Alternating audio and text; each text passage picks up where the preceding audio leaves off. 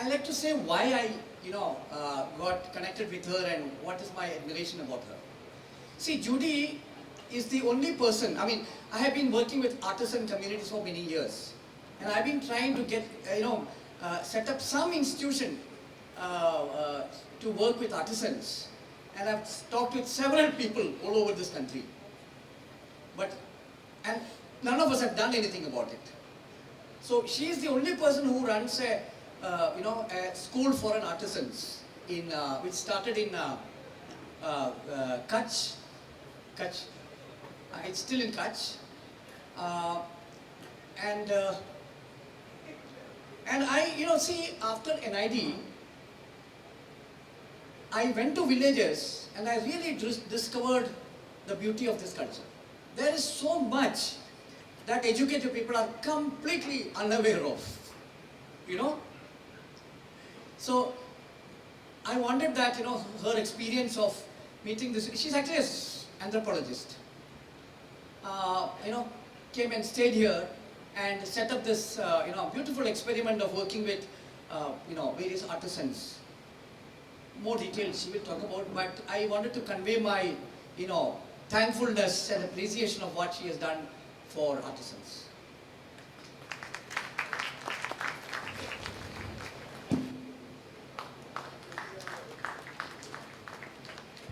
Good evening, everyone. I'm going to be somewhere between the Pope and Mr. Alvarez. I'm very happy to be here, and shall I tell the truth? One main reason I'm happy to be here is because the conference is in Calicut.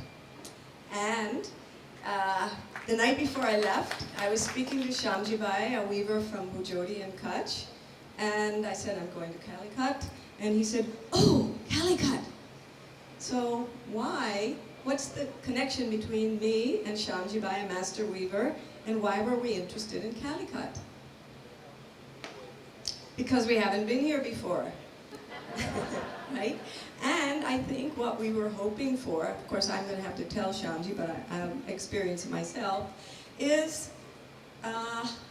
something different, something new. What kind of houses do they have? What kind of food do they eat?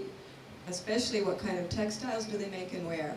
So this sort of search for the unique is really about cultural heritage. And what I'm going to talk about today is cultural heritage and also about value, because I think value is a key in preserving and revitalizing cultural heritage. I'm going to be talking about craft. I suppose many of you aren't involved in craft, but if you're not, try to look at it as a metaphor. Okay. All over the world, traditional crafts are unique, distinct, and they are expressions of traditional identity and cultural heritage. I'm going to be talking about Kutch. This is a map that shows you where Kutch is, in case you don't know. It's a desert area in western India, in Gujarat state, and at this time, it's a lot cooler and drier than it is here in Calicut. In Kutch, these distinct identities were expressed in a whole range of very rich textile traditions, woven, printed, bandhani, embroidered, everything. And this is cultural heritage of those various communities who live in Kutch. And the question I always like to ask is, who designed this cultural heritage? Traditionally, these crafts were made for a very intimately known market. I'll use the word market broadly, a clientele, communities with which the artisans had hereditary relationships. Generation after generation, the same families made for the same families. They knew each other very well. They knew who was getting married, who had died, who had children, and what they required in the way of textiles. And so this design really was a process. It was a process that was effective because of the very vibrant, strong link between creator and user. Commercialization came into Kutch, as it did, I think, in many parts of India in the 60s. It was a process that evolved as industrialized products, substitutes for traditional textiles became available.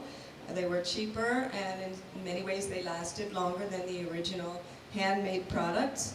And so artisans had to find new markets that were less well known, farther away.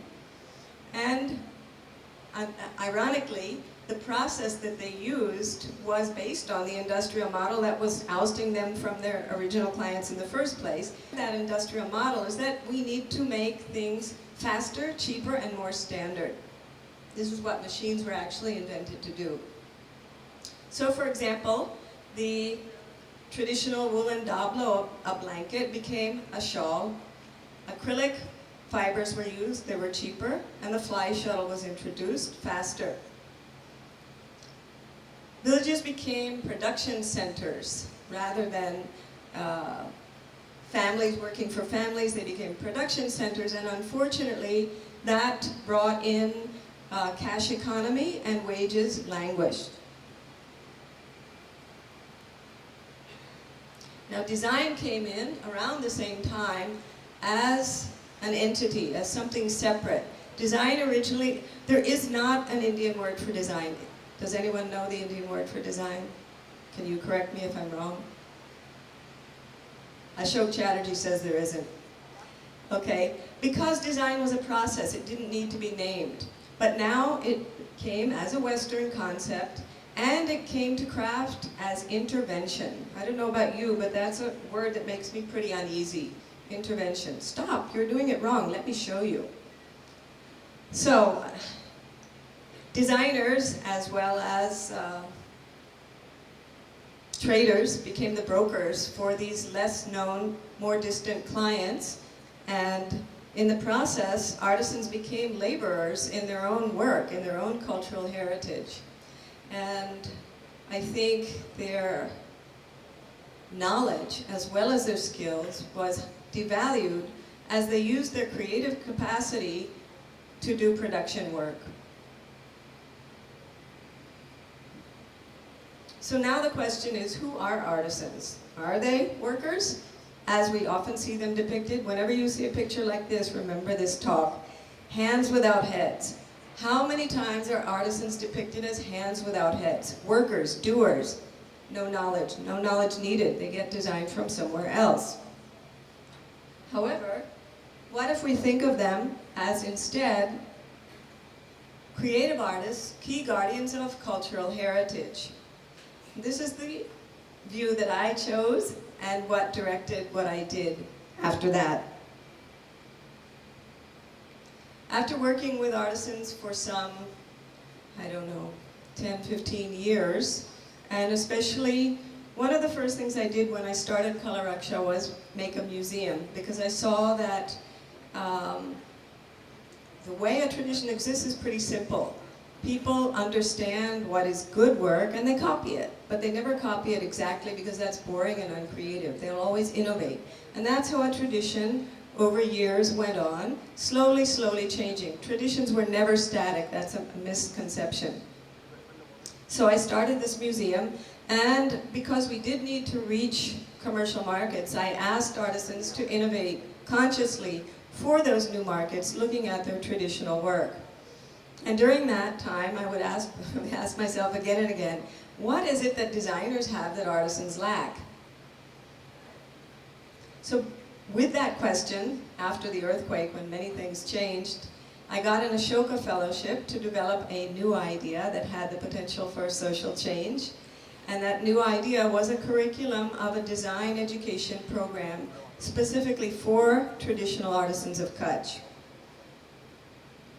I ran that program as Kala Raksha Vidyalaya for 8 years, and in 2014 I joined KJ Somaya Trust in Mumbai to start Somaya Kala Vidya, to bring that program to an institute.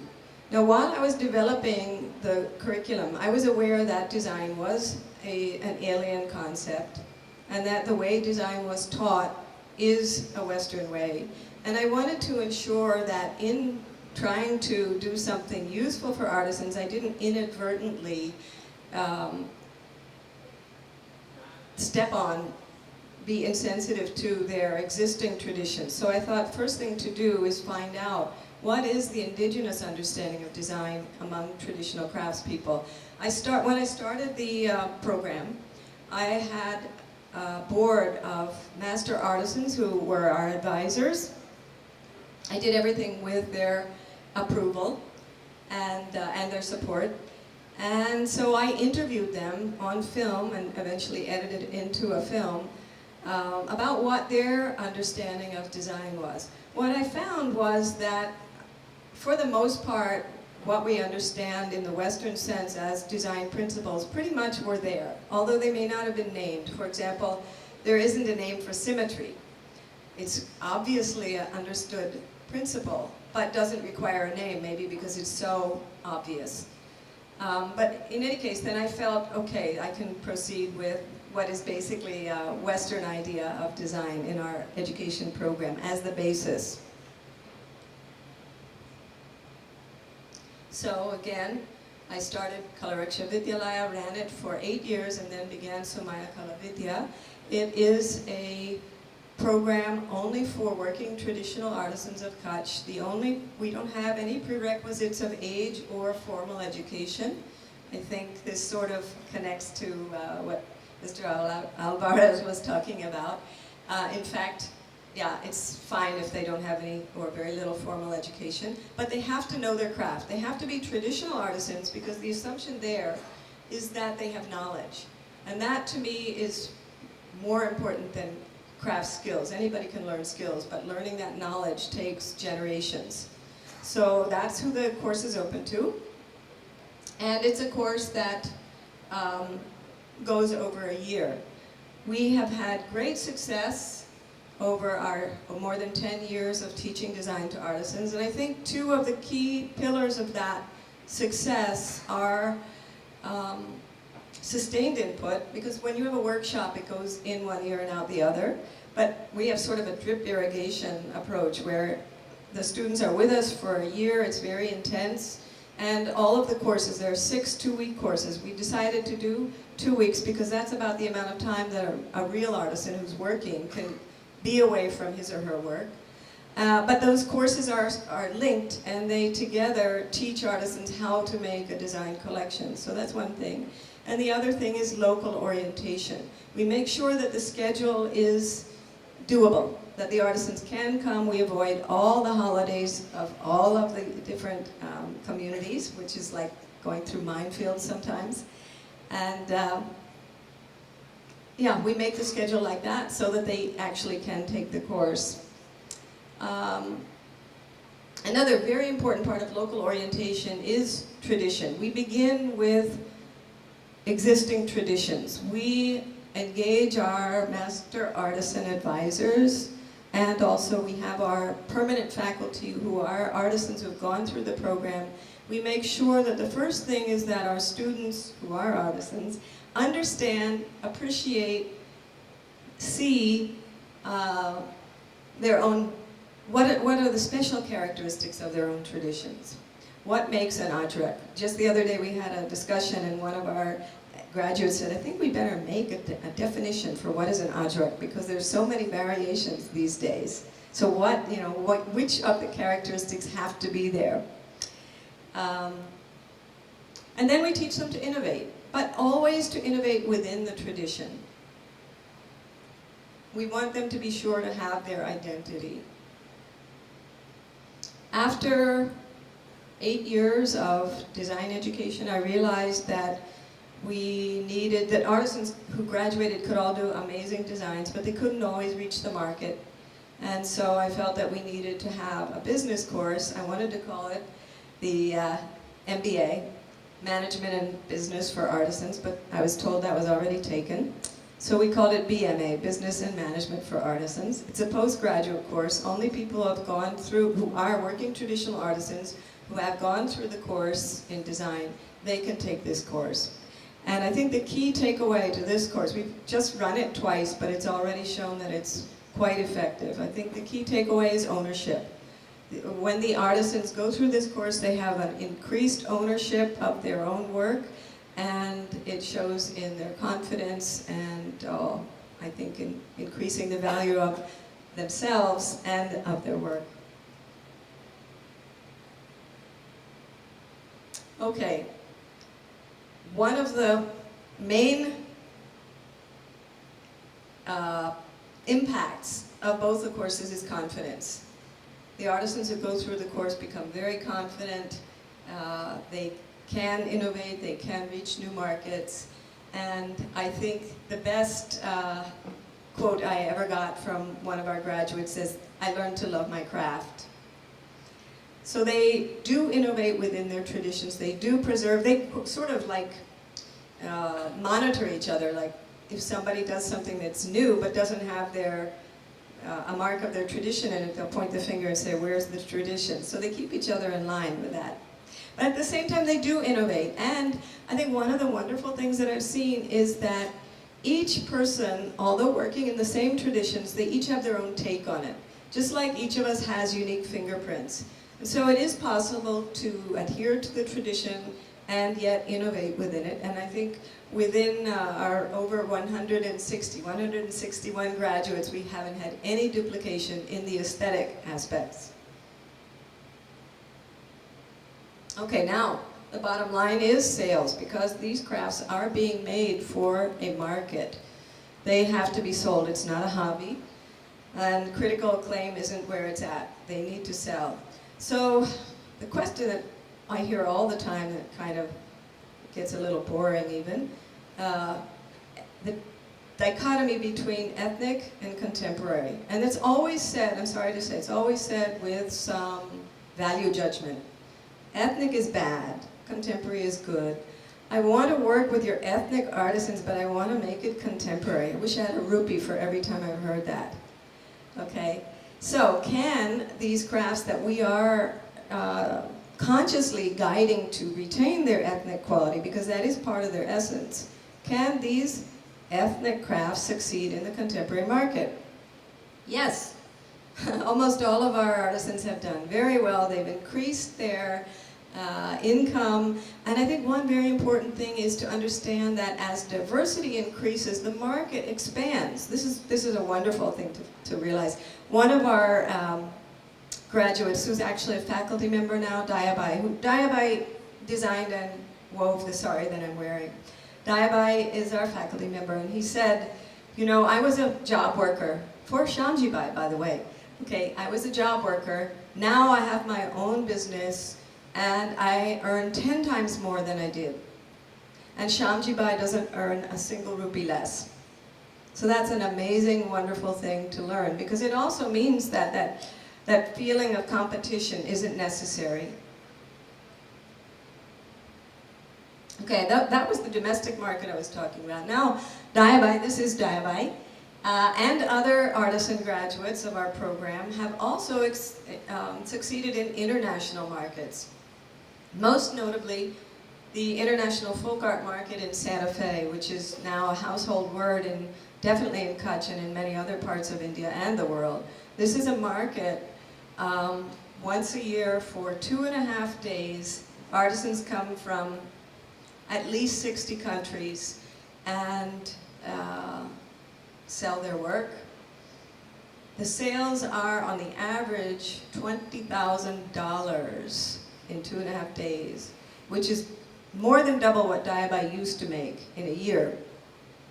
Big stakes, okay? And here's some more images from Santa Fe. I think we have a lot to learn from this in the international market, that ethnic crafts can succeed precisely because they're ethnic. People come from all over the United States and even all over the world to this market for these 2.5 days. Why? They could buy craft at home. Why do they come? They want to see authentic craft. They want to buy it also from the artisan. So it has high value. It is, this tradition-based craft is increasing in value, and definitely the artisans are getting a lot of respect when they're in this market. What about the craft consumers? They definitely value the unique. That's why they come.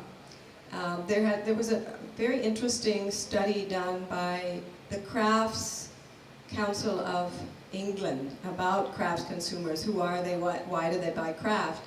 And I think probably it wasn't really astounding information, but very useful and interesting.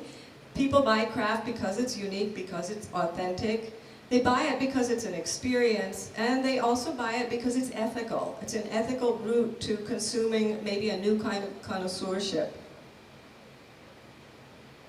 Now, the Indian government must learn something about craft consumers, about the value of ethnic crafts and cultural heritage. Unfortunately, the government policies treat craft as if it's languishing, as if artisans are becharas, and the policies are meant to help artisans by giving them work. But what work? Did you ever notice in the AC cars of the Indian railways that the white, plain white cotton, or maybe cotton and polyester sheets are proudly labeled with the handloom label? Why in the world are you getting handloom artists to make plain white sheets that people are trampling? Something is wrong with this thinking. Handloom artisans are also asked to make plain cotton polyester yardage for school uniforms. Where's the value in that? Instead, power looms are making the more valuable things like saris and dupattas. And in some cases, government is encouraging artisans from one region to produce replicas of saris from another region. So they're not really appreciating that cultural heritage aspect. Arjo Claimer and Prietej Kotipalli and others from Erasmus University in Netherlands talk about a creative crafts culture. And I think this is an important concept which I myself have drawn a lot from. It's about an ecosystem, and there are 3 parts to this ecosystem. The first is production, craft. We need craft, but not just any craft. Unfortunately, in India, craft is pretty common, and so it's ghar ki murgi. It doesn't have a lot of value. But if you add a design element, design is more valuable than craft so far. If you add a design element, if you innovate consciously, if you have craft that embodies values and community and tradition, this is a different type of craft. So this is part 1 of the creative crafts culture. Here we have some examples, I think. Artisan design is craft that has integrity, that has cultural heritage integrity. And I think that traditions not only survive but thrive when the guardians of those traditions are able to be creative and carry their traditions forward. Second part of this ecosystem is the market. We need appropriate markets, excellent markets. This is another picture of Santa Fe. These markets need people who know and appreciate craft traditions. They're ready to pay the price. And I think a point that Arjo Claimer and Prietej Kotipalli make is that it's important to have local, domestic markets as well as international markets. This is the part I think we need to work on. We found that outside of India, there's a significant value for cultural heritage, but I think we need to develop it more in India. And this can be done by marketing, by stressing those values that underpin craft traditions. And I think the question here is, do we dare to market traditional crafts as valuable for their creativity and their authenticity and their uniqueness? The third element is intermediaries. That means scholars, journalists, experts, and also discussions, maybe like the discussion that's going on in the last 3 days here. Discussions about the importance of cultural heritage, about creativity, about aesthetics. And I think success is always led by experts, and then people follow, and they have to be ready to pay the price for it. Here I have a wonderful example of which I'm very proud. 3 of our graduates, Aziz Khatri, Khalid Khatri, and Dayabai Kudecha, were featured in the V&A Museum in UK, their Fabric of India exhibition, under the contemporary design section, not the traditional craft section, contemporary design, up there with Sabyasachi and others. And people were talking about it, so that's important. And now, following on that, within, I think, 10 days or so, these artisans, as well as several others, including some women, are going to participate in the 2017 Lakme Fashion Week in Mumbai. And people are talking about that too. So in conclusion, if we think holistically, we can take traditional aesthetics and use it as an edge to create a unique space in the world arena. And in doing this, I believe that we can appreciate, celebrate, value, and reinvigorate cultural heritage. Thank you.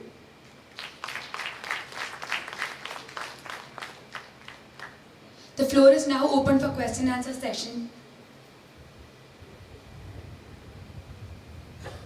Thank you for the lecture. The question I had to do with when you mentioned that there's an agreement between the artisans to keep the tradition going and to to hold on to that while being creative and being innovative. How is that done? Who agrees on what is the tradition? Who defines it? Can you elaborate a little bit more on that? Well, I think it has to come from them, and that's really the point of what we do, that we are giving the traditions back to the artisans. They're not working for anybody but themselves. And they know, I mean, when you innovate, there are innumerable ways that you can innovate. You can go in any direction. And only the person whose tradition it is knows whether they are leaving aside their tradition or carrying it forward. That's a judgment they themselves make. And it was always done.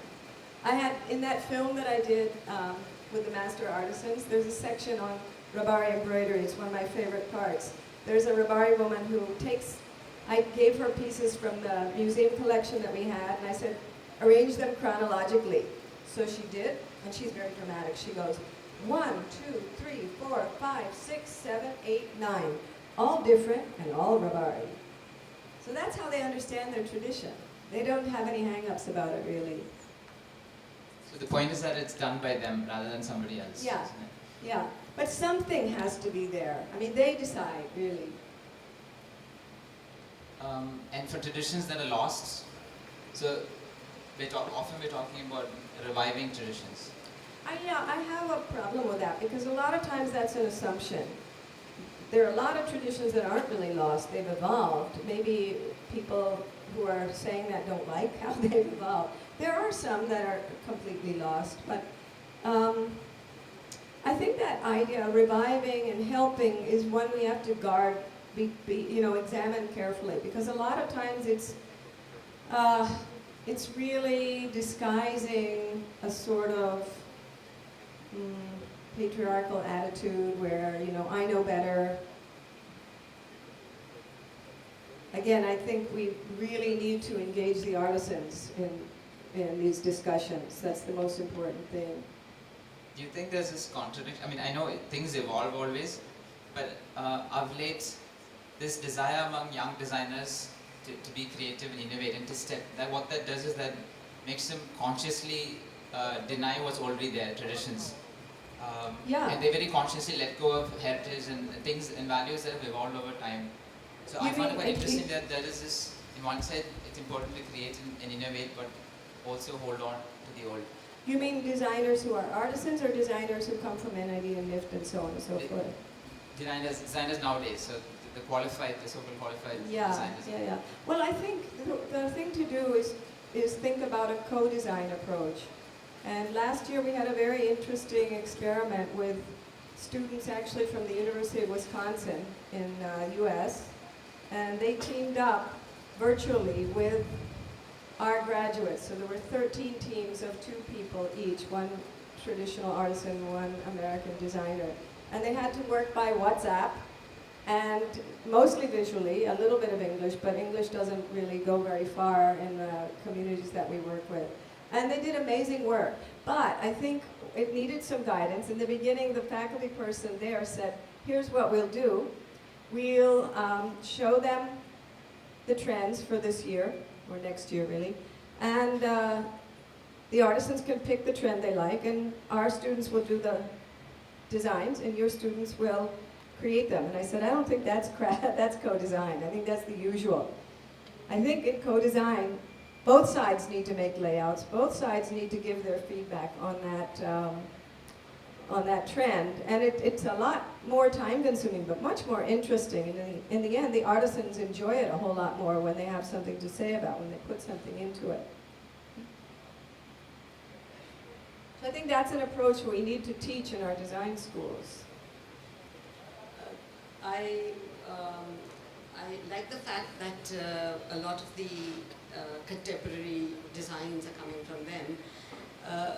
What I had noticed earlier and continue to notice now is that the elite get the cotton, and the artisan who used to be wearing cotton all the time get the polyester. And it seems to be a kind of a change that isn't really, because it comes from them, and if they change over to polyester, that isn't really the right. Well, you know what? In Kutch, it's changing back. I think it's a very healthy sign to see that artisans are wearing their own work. One thing is they feel they can afford to. That's pretty amazing.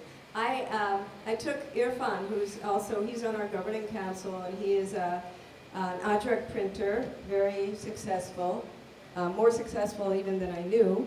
And I took him to Bombay for our governing council meeting, and I wanted to show him the Hermes shop, because I thought this is an example of prints, but a whole different kind of print. And I just thought, let him see what he thinks of it. He looked out over the scarves, he said, okay, and then he went over to the leather, picked up a bag, and he said, do you have this in a larger size? He would have bought it. He would have bought it for his wife because he could afford it, and he liked it. So, you know, that is where, if you want artisans to be able to meet those higher end markets, they have to be comfortable in them. So the more chance they have to meet them, interact with them, the more successful they can be. That's really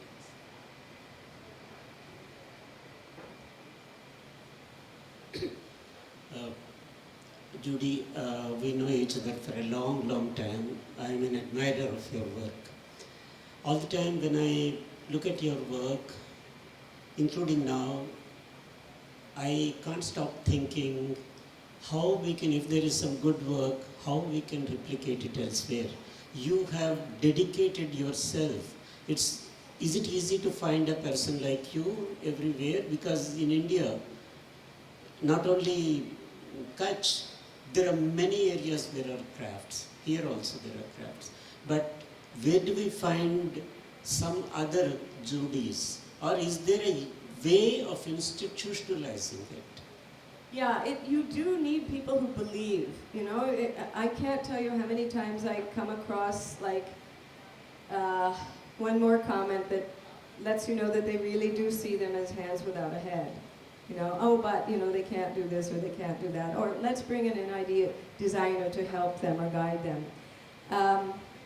So yeah, that still has to, I think we have to build the movement a bit more, but we are expanding. In 2014, we started a very interesting outreach program. We had gone to Bagalkote.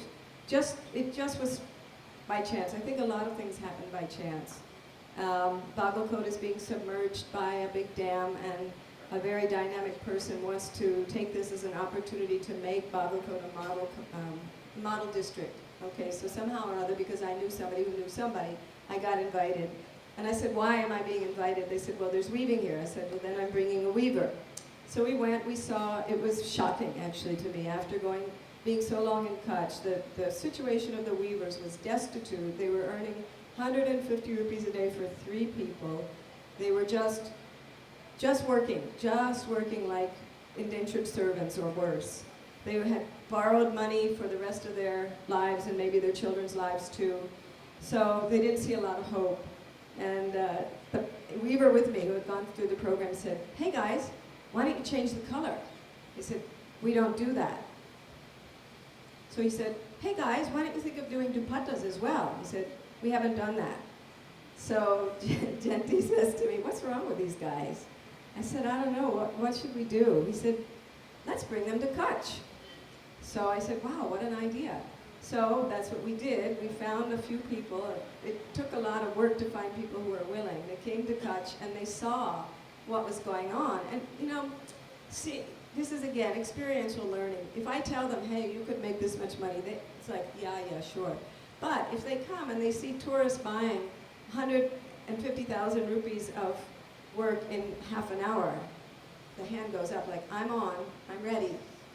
So we made teams, and over 3 years we've worked with weavers in Bagalkot, and we have done 3 exhibitions. They've gone through a mini course. We kind of expedited the course that we teach in design.